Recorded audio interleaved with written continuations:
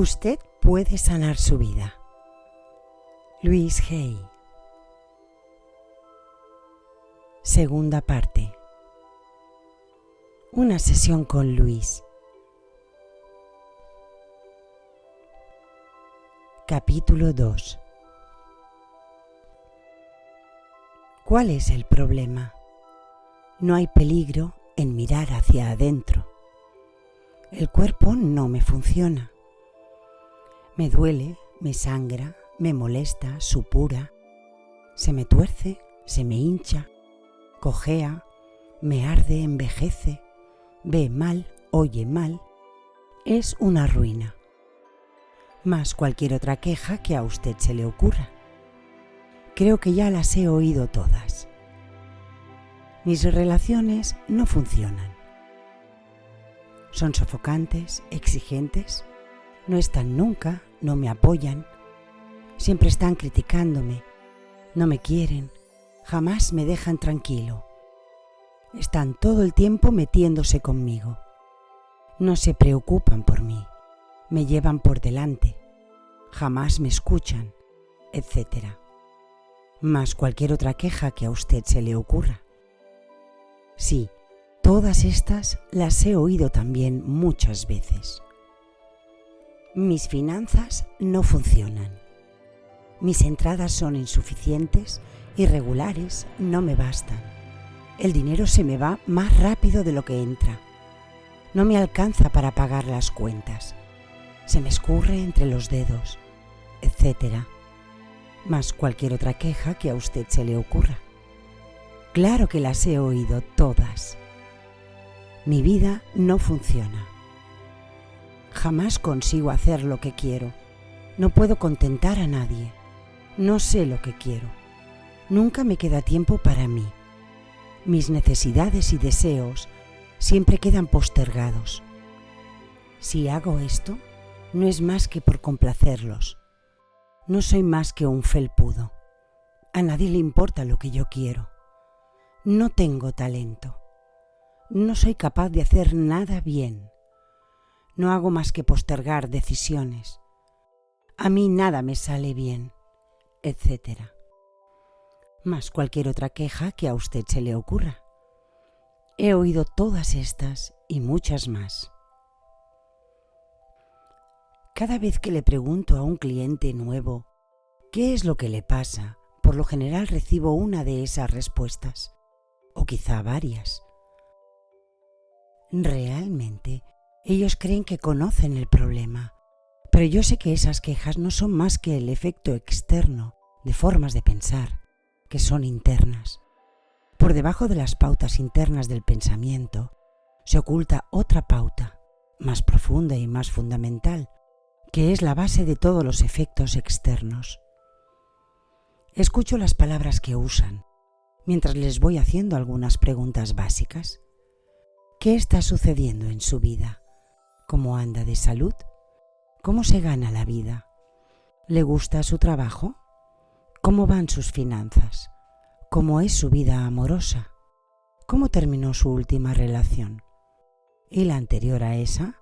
¿Cómo terminó? Hábleme brevemente de su niñez. Observo la postura corporal y los movimientos faciales, pero sobre todo, escucho realmente lo que dicen y cómo lo dicen. Las ideas y las palabras crean nuestras experiencias futuras. Mientras las escucho, puedo entender fácilmente por qué esas personas tienen precisamente esos problemas. Las palabras que pronunciamos son indicadores de lo que interiormente pensamos. A veces, las palabras que usan mis clientes no cuadran con las experiencias que describen. Entonces, sé que no están en contacto con lo que realmente sucede, o que me están mintiendo, una de dos. Y cualquiera de las alternativas es un punto de partida, y nos proporciona una base desde la cual comenzar. Ejercicio debería. En segundo lugar, les doy un bloc y un bolígrafo, y les digo que escriban en lo alto de la página debería. Se trata de hacer una lista de 5 o 6 maneras de terminar esa oración, Hay personas a quienes se les hace difícil empezar y otras que tienen tantas cosas para escribir que se les hace difícil detenerse. Después les pido que vayan leyendo las frases de la lista una a una, comenzando cada oración con un debería. Y a medida que las van leyendo, les pregunto, ¿por qué? Las respuestas que obtengo son interesantes y reveladoras como las siguientes. Porque me lo dijo mi madre, porque me daría miedo no hacerlo, porque tengo que ser perfecto. Bueno, es lo que tiene que hacer todo el mundo. Porque soy demasiado perezoso, demasiado alto, demasiado bajo, demasiado gordo, demasiado tonto, o delgado, feo, inútil. Esas respuestas me enseñan cuál es el punto en el que están atascados en sus creencias y cuáles creen que son sus limitaciones. No hago comentarios sobre las respuestas. Cuando han terminado con la lista, les hablo de la palabra debería. Creo que debería es una de las palabras más dañinas en nuestro lenguaje. Cada vez que la usamos, estamos, de hecho, hablando de una equivocación. Decimos que estamos equivocados, o que lo estuvimos, o que lo estaremos. No creo que necesitemos más equivocaciones en nuestra vida. Lo que necesitamos es tener más libertad de elección. A mí me gustaría hacer desaparecer para siempre de nuestro vocabulario la palabra debería y reemplazarla por podría. Podría nos permite una opción y nunca nos equivocamos. Después pido a mis clientes que vuelvan a leer las frases de la lista una a una, pero que esta vez empiecen cada oración diciendo, si realmente quisiera, podría. Eso arroja sobre el tema una luz completamente nueva. Mientras van respondiendo, pregunto con dulzura a mis clientes por qué no lo han hecho. También aquí podemos oír respuestas reveladoras. Porque no quiero, tengo miedo, no sé cómo, porque no sirvo para nada, etc.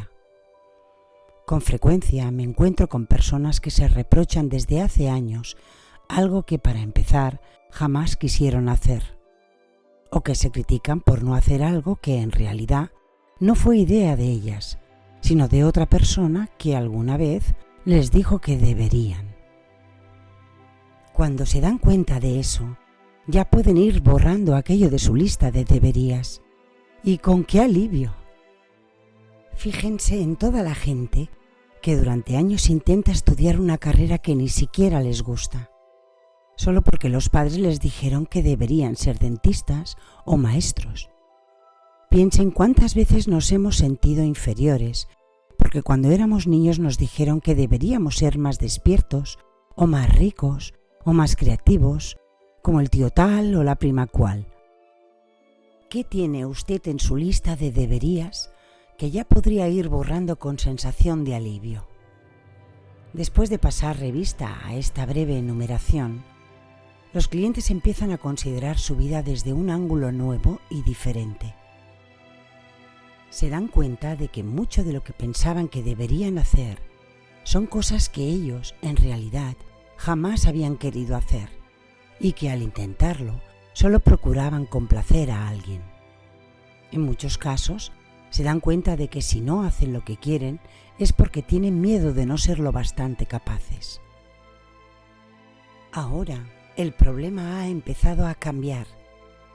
He conseguido que inicien el proceso de dejar de sentir que están equivocados, porque no están ajustándose a ninguna norma externa. Después empiezo a explicarles mi filosofía de la vida, tal como la presenté en el primer capítulo. Yo creo que la vida es realmente muy simple. Lo que recibimos del exterior es lo que antes enviamos. El universo apoya totalmente cada idea que decidimos pensar y creer. Cuando somos pequeños, de las reacciones de los adultos que nos rodean, aprendemos nuestras creencias y nuestros sentimientos hacia nosotros mismos y hacia la vida. Sean cuales fueren esas creencias, al crecer las reeditaremos como experiencias. Sin embargo, Se trata solamente de formas de pensar, y el momento del poder es siempre el presente. Los cambios se pueden iniciar en este mismo momento. Amarse a sí mismo. Luego explico a mis clientes que, independientemente de lo que parezca ser el problema, siempre centro mi trabajo en una única cosa, y es amarse a sí mismo. El amor es la cura milagrosa. Si nos amamos, aparecen los milagros en nuestra vida. No estoy hablando de vanidad, ni arrogancia, ni engreimiento, porque nada de eso es amor, no es más que miedo. De lo que hablo es de tener un gran respeto por nosotros mismos y de estar agradecidos por el milagro de nuestro cuerpo y de nuestra mente. Para mí, amor es apreciación llevada a un grado tal que me llena el corazón hasta rebosar. El amor puede orientarse en cualquier dirección. Yo puedo sentir amor por el proceso de la vida como tal, el júbilo de estar viva, la belleza que veo, otra persona, el conocimiento, el funcionamiento de la mente, nuestro cuerpo y la forma en que funciona, los animales, aves y peces, la vegetación en todas sus formas, el universo y la forma en que funciona. ¿Qué puede añadir usted a esta lista? Veamos algunas formas en que no nos amamos. Nos regañamos y criticamos interminablemente. Maltratamos el cuerpo con la mala alimentación, el alcohol y otras drogas. Aceptamos creer que no somos dignos de amor. No nos atrevemos a cobrar un precio digno por nuestros servicios. Creamos enfermedades y dolor en nuestro cuerpo. Nos demoramos en hacer las cosas que nos beneficiarían. Vivimos en el caos y el desorden. Nos creamos deudas y obligaciones. Atraemos amantes y compañeros que nos humillan. Piense cuáles son algunas de sus maneras. Sí, de la manera que sea, negamos nuestro bien. Ese es un acto en el que no nos amamos a nosotros mismos. Recuerdo a una clienta mía que usaba lentillas. Un día se libró de un antiguo miedo que le venía de la infancia y a la mañana siguiente, al despertarse, se dio cuenta de que las lentes de contacto le molestaban demasiado para ponérselas. Miró a su alrededor y comprobó que veía con perfecta claridad. Sin embargo, se pasó el día entero diciéndose para sus adentros: «Pues no me lo creo». Al día siguiente volvió a usarlas. Nuestro subconsciente no tiene sentido del humor. Mi clienta no podía creer que se hubiera creado una vista perfecta. El desconocimiento del propio valor es otra forma de expresar que no nos amamos a nosotros mismos. Tom era un pintor excelente y tenía algunos clientes adinerados que le pedían que les pintase murales en sus casas. Sin embargo, no se sabía por qué él siempre se quedaba corto en sus honorarios. Su factura jamás llegaba a cubrir el tiempo que le había llevado el trabajo. Cualquiera que ofrece un servicio o crea un producto que es único en su género puede fijarle cualquier precio. A los ricos les encanta pagar mucho por lo que compran. Sienten que eso da más valor al artículo. He aquí algunos ejemplos más. Mi compañero está cansado y de mal humor, y pienso que habré hecho yo para que así sea. Alguien me invita a salir un par de veces y después no vuelve a llamar. Supongo que yo debo de haber cometido alguna incorrección. Mi matrimonio se deshace y me quedo convencida de que el fracaso es mío. Mi cuerpo no está a la altura de los de las revistas de moda, femenina o masculina, y me siento inferior. Si no hago la venta o no consigo el papel, estoy segura de que no sirvo para nada.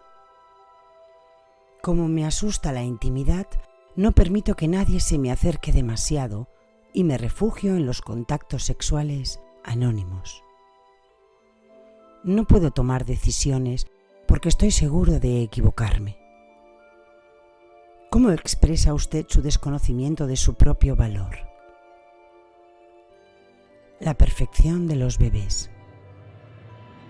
Qué perfecta era usted cuando era bebé. Los bebés no tienen que hacer nada para ser perfectos, ya lo son, y actúan como si lo supieran. Saben que son el centro del universo. No tienen miedo de reclamar lo que quieren. Expresan libremente sus emociones. Uno sabe cuando un bebé está enojado y además lo sabe todo el vecindario. También se sabe cuando están contentos, con esa sonrisa que ilumina toda la habitación. Los bebés están llenos de amor. Los más pequeñitos pueden morirse por falta de amor. Cuando ya somos mayores, aprendemos a vivir sin amor, pero los bebés no son capaces de resistirlo. Además, aman todo su cuerpo, incluso sus propias heces. Tienen una entereza increíble. Usted ha sido así. Todos hemos sido así. Después empezamos a escuchar a los adultos que nos rodeaban, que habían aprendido a tener miedo, y empezamos a negar nuestra propia magnificencia. Yo nunca me lo creo cuando los clientes intentan convencerme de lo terribles y poco dignos de amor que son. Mi trabajo consiste en devolverlos a aquella época en que realmente sabían amarse a sí mismos. Ejercicio. El espejo. Después pido al cliente que tome un espejito, se mire a los ojos, pronuncie su nombre y se diga: te amo y te acepto exactamente tal como eres. Esto es tremendamente difícil para muchas personas. Es muy raro que alguien reaccione con calma, y no digamos con placer, ante este ejercicio. Algunos lloran o llegan al borde de las lágrimas. Otros se encolerizan. Hay quien resta méritos a sus rasgos o cualidades y quien insiste en que no puede hacer algo así. Hasta hubo un hombre que arrojó el espejo al otro lado de la habitación y trató de huir.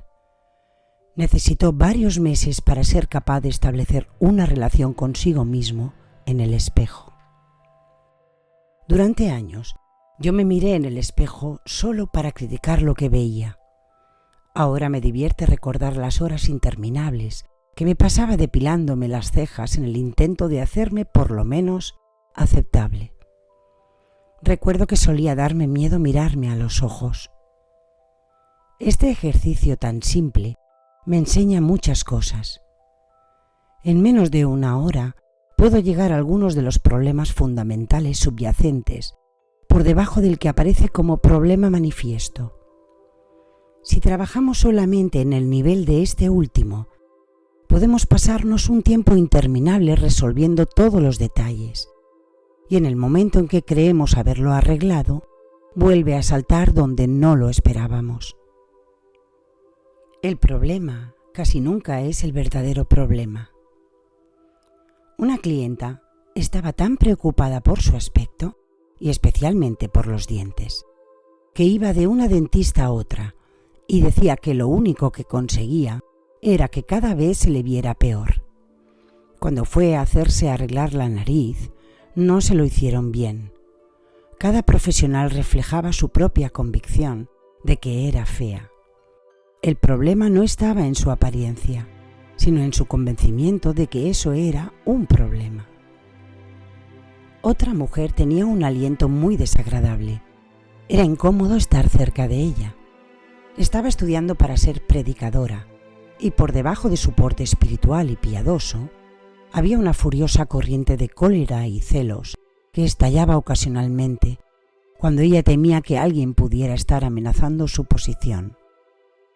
Lo que interiormente sentía se expresaba en su aliento, ofensivo, incluso cuando ella procuraba demostrar amor.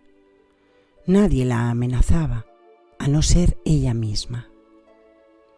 Un día vino a verme un chico de 15 años, acompañado de su madre.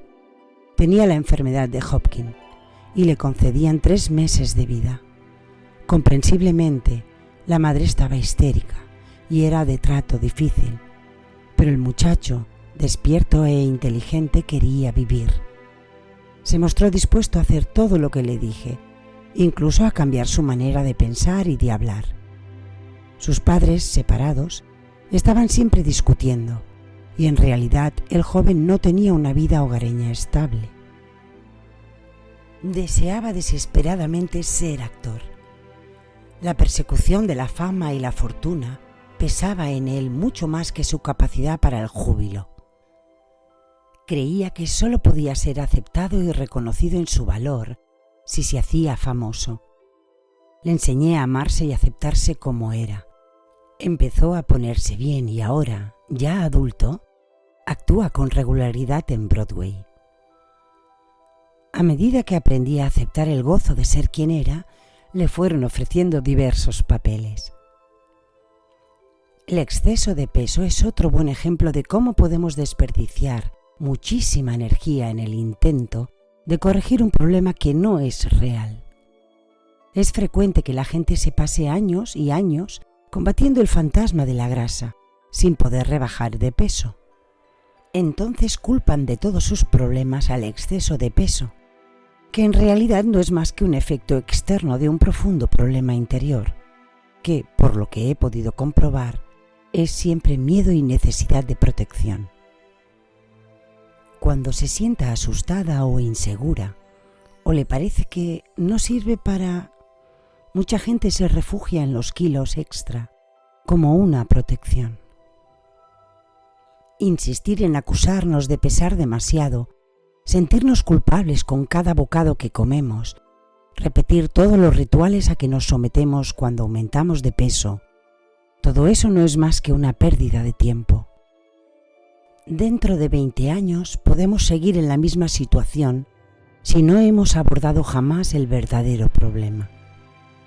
Lo único que habremos hecho será asustarnos más y sentirnos más inseguros, y entonces necesitaremos pesar más para compensar y obtener cierta protección. Por eso yo me niego a concentrarme en el exceso de peso y en las dietas, porque las dietas no funcionan. La única dieta que da resultado es mental, privarse de pensamientos negativos. Por el momento vamos a dejar de lado ese problema, les digo a mis clientes. Mientras trabajaremos antes con otras cosas. Es frecuente que me digan que no pueden amarse porque son tan gordos que, como decía una chica, son demasiado redondos en los bordes. Entonces les explico que son gordos porque no se tienen amor a sí mismos.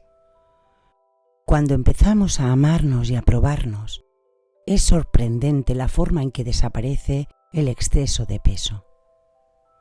A veces los clientes llegan incluso a enojarse conmigo cuando les explico lo simple que es cambiar su vida. Quizás sienten que no entiendo sus problemas. Una mujer se puso muy mal y me dijo que había acudido a la consulta para que le ayudara a preparar su tesis y no para aprender a amarse a sí misma. Para mí era obvio que su problema principal era un enorme odio hacia sí misma, que invadía todos los aspectos de su vida, incluso la preparación de la tesis. Aquella mujer no podría tener éxito en nada mientras se sintiera tan indigna de todo.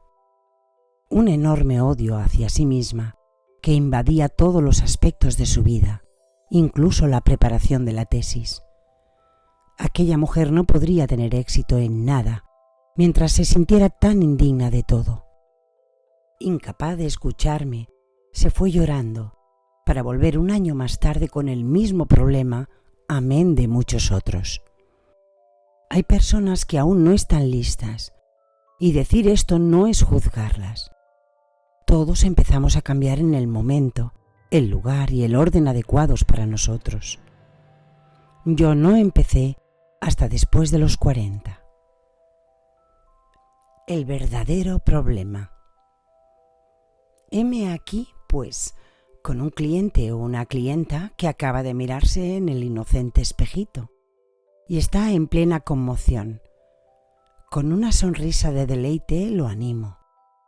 Bueno, ahora que estamos viendo el verdadero problema, podemos empezar a despejar lo que realmente le está obstruyendo el camino.